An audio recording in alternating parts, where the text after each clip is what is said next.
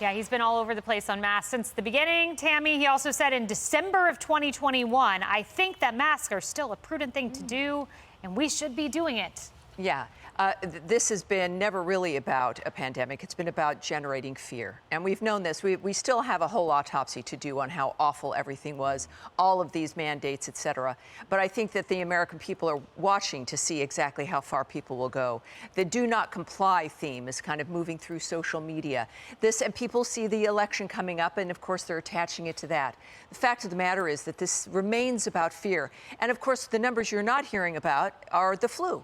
Now, look, the flu, we're going to always have, they're right. COVID's going to always be around. Like head colds, like the flu. Sometimes it will affect some people worse than other people. Yeah. Older people, so you've got to be careful. But imagine a college saying, you can't come to college unless you get the flu shot. It's like, it's the same. You're not throwing on a mask because of the flu. I will take subways and public transportation differently when there is a virus going around, like the flu virus. I'm allergic to a medical preservative. I can't take the flu shot. I've never had one. So there are people with limitations. But Americans understand. You know, people are saying now it's like the symptoms of whatever the new variant is, and I think it's called Eris, or there's another variant, is really about, you know, like, can you discern it from the common head cold? When that's the conversation, this is not the original COVID, and yet this is being moved to reinforce needing to get people to comply. And Harris, everyone has personal choice. You want to wear a mask or take a vaccine, you can do it. But to disenroll students, punish the child, where are we as a country? By the way, add Georgetown University to the required indoor masking. There's several others. I had my team find them. Look, I love what Tammy just said, and it goes to the science. If you have a precondition, and it was one of the first 3 or 4 on the list for COVID, there probably exists for flu too. I mean, if you're diabetic, if you're overweight, if you weigh 400 pounds and you're 5'4", you're probably going to have a problem with your immune system. So you've got to do everything that you possibly can. But that doesn't mean that everybody has to. And that doesn't mean that you get to legislate what those of us who are not in those positions are going to do. You can't.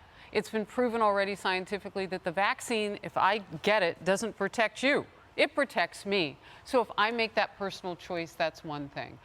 But when we talk about H1N1 and all of the other derivatives of the flu, we don't start locking down and making people wear masks. H1N1 will kill you. Correct. Right. If you have a dampened immune system, it will kill you quickly. Yep. But we don't do that. But we do it with COVID because it's in the nomenclature. It's something that they're used to having control over us with.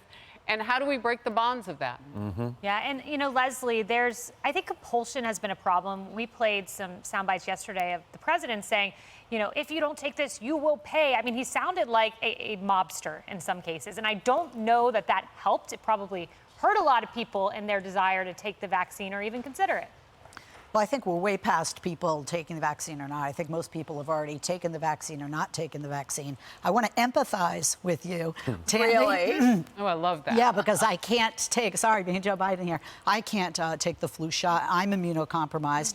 And I wore a mask yesterday when I flew here on a plane, and I haven't done that in a while, not just because a lot of people were coughing.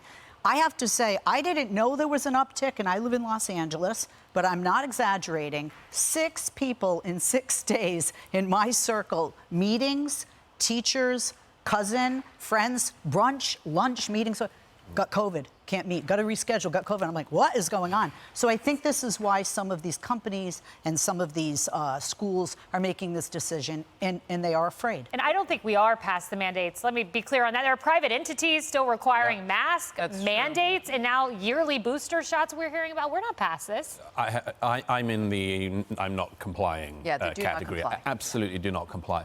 I will not comply with another mask mandate or anything like that until such a time as the health authorities point out the fact and follow the rules that young people are least likely to be affected by it. It's least deadly for young people, and it is most deadly for people who are overweight. I will not submit to across-the-nation mandates to wear a mask, the virtues of which are highly debatable, if the authorities are not willing to be honest about those two things. They robbed American children of their education because they weren't willing to be honest, and they have subjected a lot of overweight people to they just covered over the facts. If they wanted to deal with morbidity rates, they should deal with obesity rates, and they weren't courageous enough to do that. Yeah. Look at that. Plus, we've had a heat wave. People are basically indoors a lot, just like they would be in a very cold winter, and that's why you're seeing those numbers pop on the West Coast. And where was the discussion about masks and what they do to toddlers and speech development? When will Dr. Anthony Fauci talk about that? Hey everyone, I'm Emily Campagno. Catch me and my co-hosts Harris Faulkner and Kaylee McEnany on Outnumbered every weekday at 12 p.m. Eastern, or set your DVR.